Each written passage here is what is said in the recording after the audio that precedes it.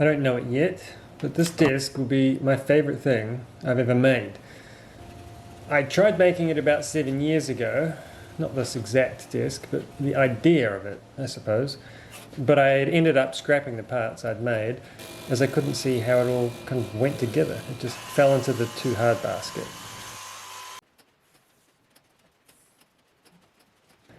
And in this instance, I'm choosing to make all my templates the old-fashioned way. But Joey, it's not going to be perfect. Sure, that is right.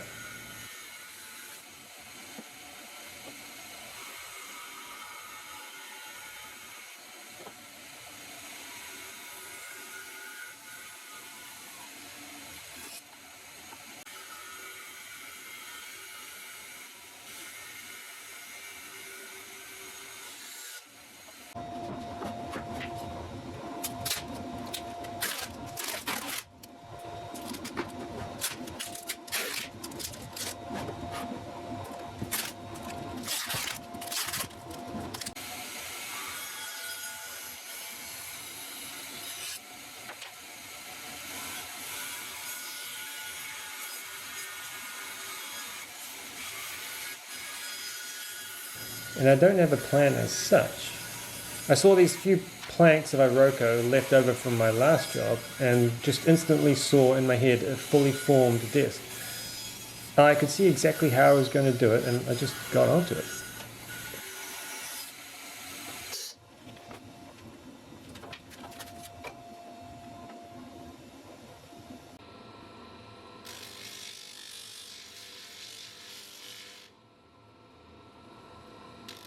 There is a fair amount of if it looks good, it is good baked into this, of course. I'm not trying to make a reproduction of any one piece, rather my interpretation of a fantastical period of furniture.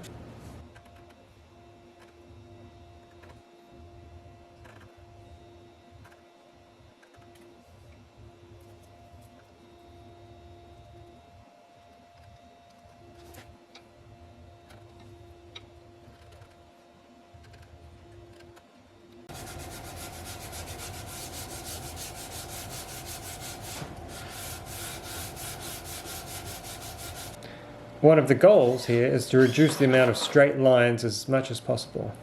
And whenever you're dealing with a lot of curves, I've found templates become more of a guide rather than a hard and fast rule.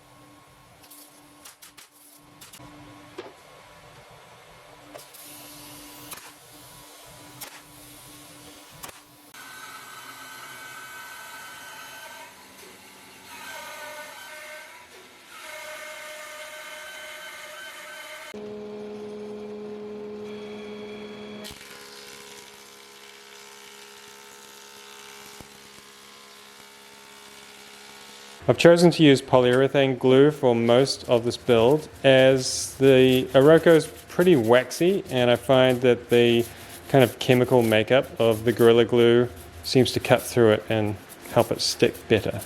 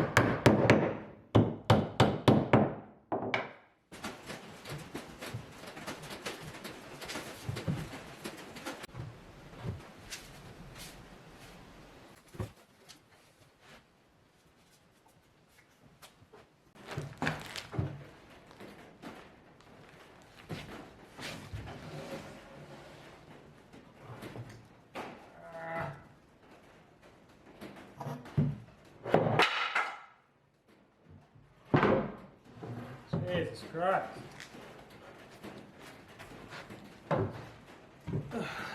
Fuck's sake. Okay, so the whole desk is dry fit. I'm pretty happy with how it's turned out so far. Now this section of a cabriolet leg, this flat part, typically I don't think I've ever, in any of my videos, I don't think I've ever done anything about finishing this part. Traditionally you'd have what they call ears, which attach onto this flat part and would kind of complete the curve up into the stretcher of the table or chair or whatever it is. So I'm going to create these ears. I've glued up some nice big blocks of timber, and so that's going to essentially get glued into there. So, but I want to create this flowing curve from the leg up through the ear and continue it through into the apron. Have a nice curve. So the aprons, the front and back aprons, are going to have a kind of a compound curve-ish. Not a true compound curve, but close. So that's the plan. I haven't done this for a while, so it's going to be a bit of see how it goes.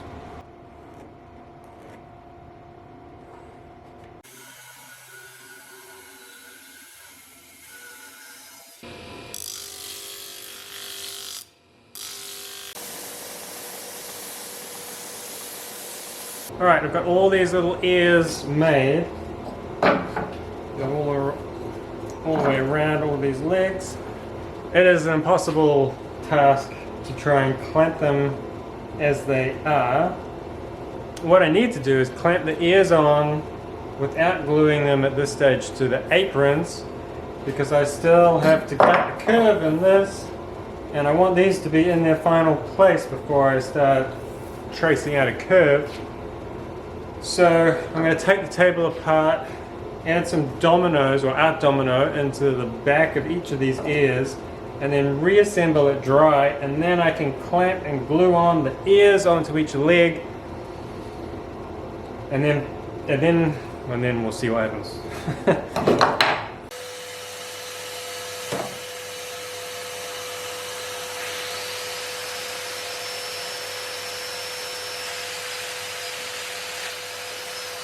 Right, wish me luck. I need to glue this into here.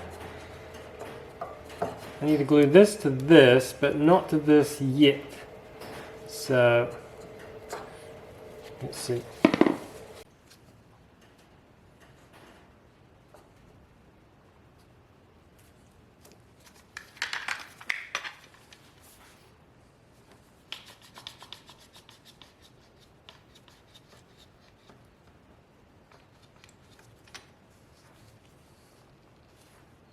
Okay.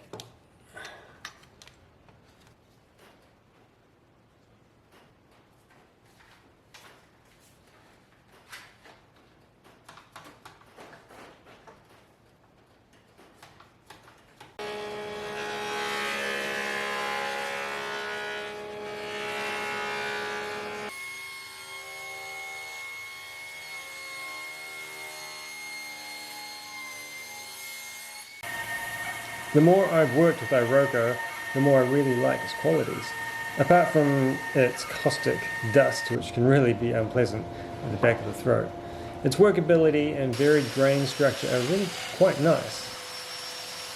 It's also photosensitive, which means its varied fresh cut colouring will all even out and darken up with a little sunlight. Not nearly as fast as cherry or purple heart, which can change colour in a matter of hours in the sun. Iroko will take a few months to darken up to be a beautiful colour, something between teak and walnut.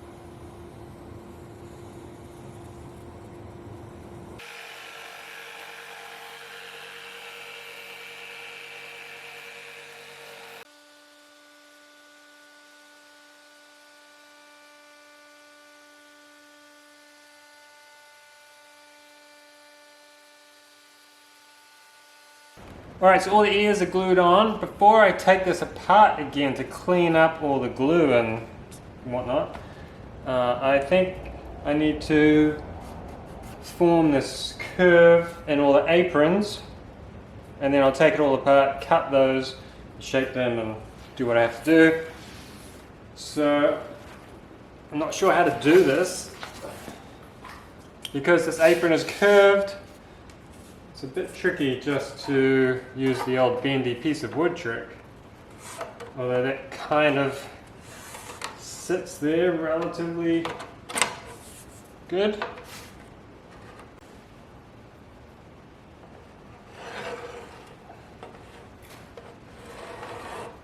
So on this side where you would sit at, I want a bit more leg room. I don't just want such a gentle curve in this apron. I don't exactly know what shape it should be. I'll try the same trick. And it's definitely going to have to come up higher in the middle. Maybe I need to scallop it down. Yeah, I don't know.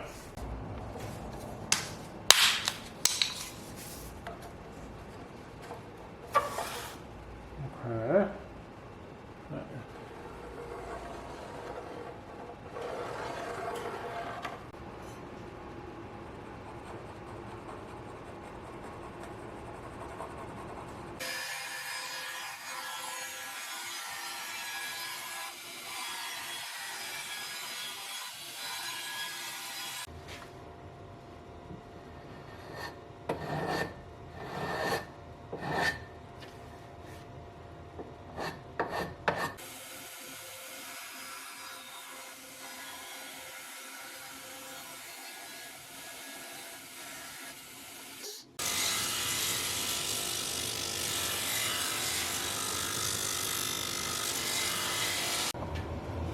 Alright, now that I have the leg assemblies glued up with the ears, they need cleaning up a little bit, but I wanted to show you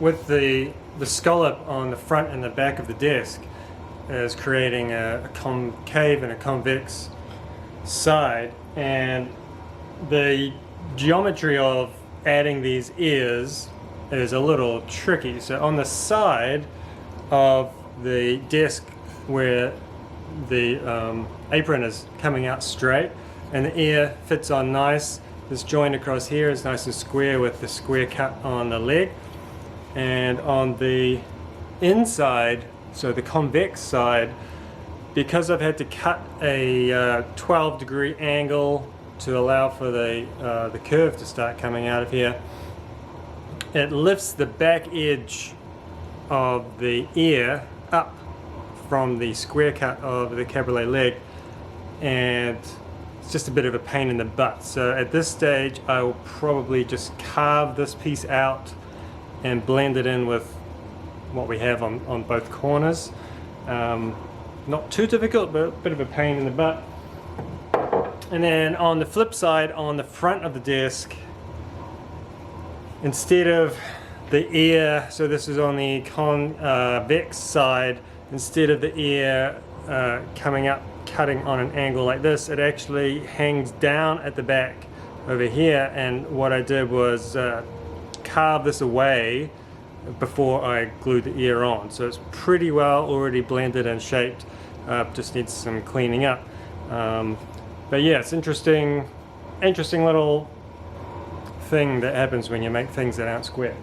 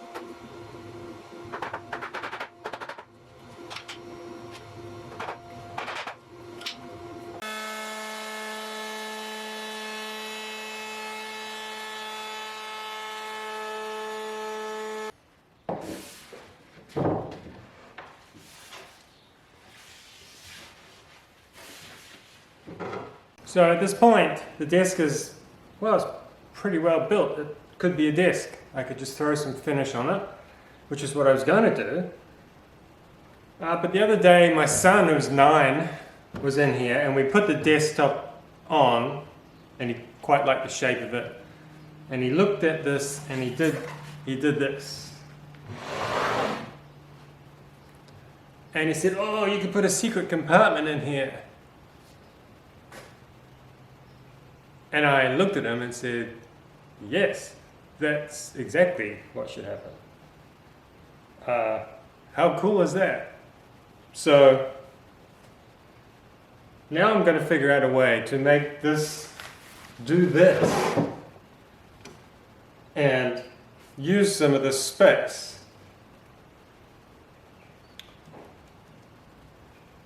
Right.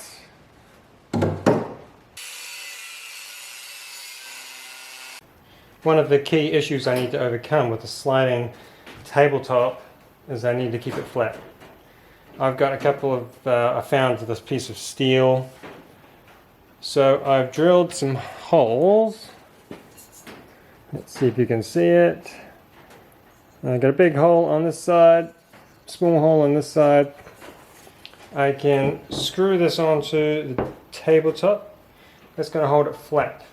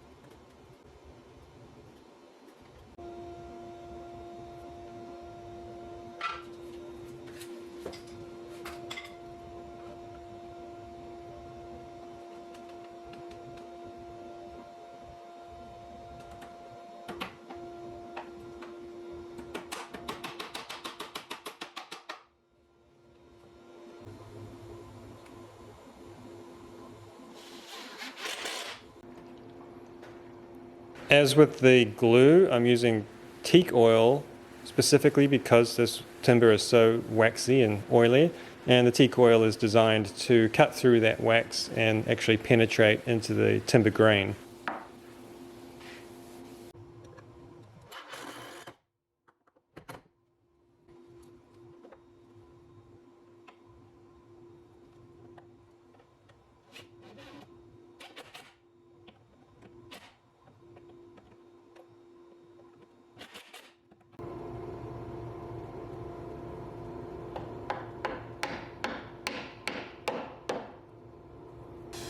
This style of disc is not everyone's cup of tea, granted. Which had me wondering while I was making it if I was somehow making a physical representation of me into a disc. After all, I'm not everyone's cup of tea either. That thought was quickly replaced by a more accurate thought of my disc self personified. No, I am not this disc, but this disc is me. This kind of piece I could make all day long, every day.